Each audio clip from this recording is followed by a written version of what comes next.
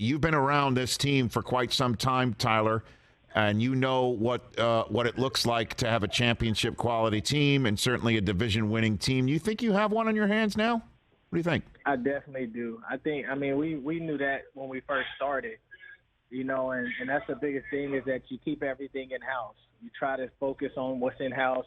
You try to build on what's in-house, and you try to build each other up and continue to get better in-house.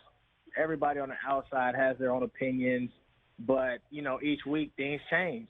They were talking bad about us at the beginning of the season. Now everybody's starting to open up their eyes and talk good about us. But, I mean, we already knew that we had a great team. When you look at Tariq and everything that he's done, I mean, he's a rookie coming in and he's playing as if he's a vet.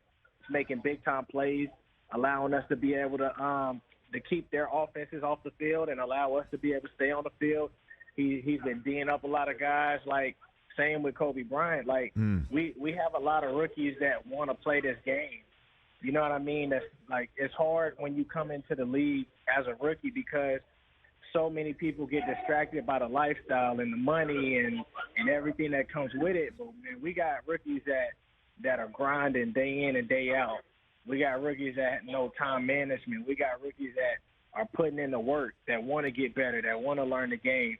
And I mean, like, you could just tell that they're pretty balanced in what they're trying to do on and off the field. Man, are you the longest tenure Seahawk? I'm doing it in my head right here. Now Russ is in Denver and Bobby Wagner's down here in Los Angeles. Has there been anybody else on the team that's been there as long as you, Tyler? Nope, I'm the longest tenured person. Pete, I guess otherwise. So I guess you might be carrying the mantle for Pete Carroll. I mean, how much has he set this stage here? You said you knew it all along during the summer. I'll be honest with you. Nobody else is talking about it. Nobody. You're right. And I'm one of them, too. I needed to see it to believe it. And now I'm believing it. I'm seeing it. How much has Pete been banging the drum that you guys have been playing it out? Well, I mean, I didn't really think Pete had to say much to us as a team because, right. When we came here in OTAs, like, we seen what we had. We saw that we were the most explosive team, and we saw that how fast players were. You beat players in routes, and players are able to recover. You know what I mean? Like, it's stuff like that is just something that you're born with. Athleticism, height, talent, all that type of stuff. But when you add in structure and you add in IQ and you add in the knowledge of the game and you have vets who are able to kind of like teach the system just like the coaches are trying to teach the system, then a lot of it is you don't get caught up in wins and losses. You get caught up in let's just build a solid rock every time we lay the foundation.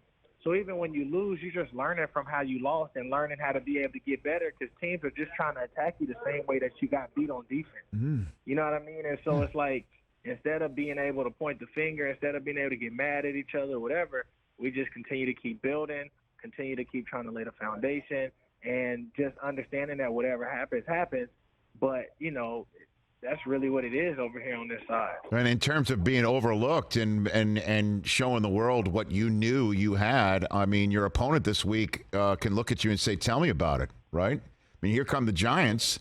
Nobody saw that one coming either. This is the 6-1 Giants against the NFC West leading Seahawks right here. I mean, what a game, Tyler. I mean, who'd have thunk it, to use Pete's phrase, as he said on his podium last week about you being in first. Well, where the thing is, it's the NFL, and anything can happen at any given time. But, also, like, a lot of people on the outside don't understand, like, it's really important to be in a system that a group of guys can be able to understand and a group of guys can be able to play in. And when you have people that are able to learn, like, we got new guys coming on our team, and they're able to learn, and they're able to adapt, and they're able to listen. And that's the biggest thing for us is that we don't want to be too big, big-headed to where we're not listening to coaching or we're not listening to what our teammates are trying to say. We're trying to be able to help each other because we know that, okay, like in order for DK to be great at times, we as receivers have to do our part when it comes to our route running. In order for me to be great, they have to do their part. Like, in order for the running backs to be great, the receivers got to make sure they're blocking. Like, so everybody has a role each and every play that we have to be able to accomplish. And so the biggest thing is just all of us making sure we're not too big for our role, and so that's the things that are helping us out, because the more and more that we continue to be great in our role, like, man, you're seeing tight ends having a chance to get the ball and make some plays. You're seeing people get put in different positions. Like, our offense is so cool because it's variety. And so it's just something that, I think that we're learning and we're getting better at it each and every week. And, regardless of when we played Detroit, even though we scored a lot of points, we're trying to figure out how can we get better? How can we be able to build? Like, it's not one of those, hey, man, y'all had a great game. It's like, okay, how can we be able to get better?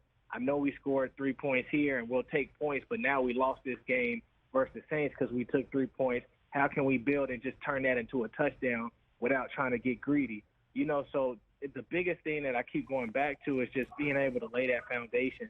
And when you're able to do that, you're able to have a safe place to be able to have those conversations, to talk, and be able to get better.